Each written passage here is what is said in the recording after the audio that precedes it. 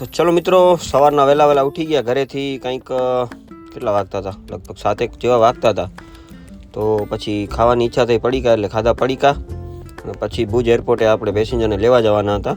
તો પેસેન્જરને લઈને કર્યો ચાંદલો એરપોર્ટનો 50 રૂપિયાનો. 54 રૂપિયા હોય છે પણ આપણે 50 દઈએ છીએ. પછી આપણે નીકળ્યા હોટલેથી તેડી.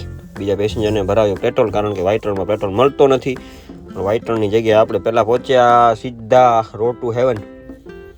રોડ ટુ હેવન પહોંચ્યા મિત્રો, તો અહીંયા કને બધા રીલ્સ ઉતારતા હતા. રીલ્સ તો મારે ઉતારવી હતી પણ શું કરે યાર, કોઈ હતું નહીં ઉતારવાવાળું.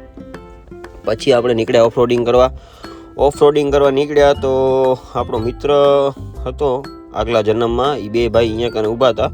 એક ભાઈ આગળ હતો ને એક ભાઈ ક્યાં ગયો એ આરો. જો આ ભાઈને કંઈક બીમારી થઈ ગઈ, એટલે આનો શરીર આવો થઈ ગયો છે.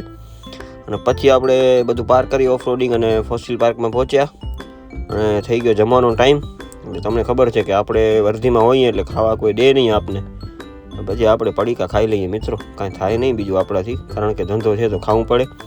અને પછી જુઓ મિત્રો, આ છે કાળા ડુંગરનું ચુંબકીય ક્ષેત્ર. મારા પગ એમ જ છે, તમને ઉભા રહે બારે જઈને ઉતારી, તમને બારે જઈને બતાવો મિત્રો.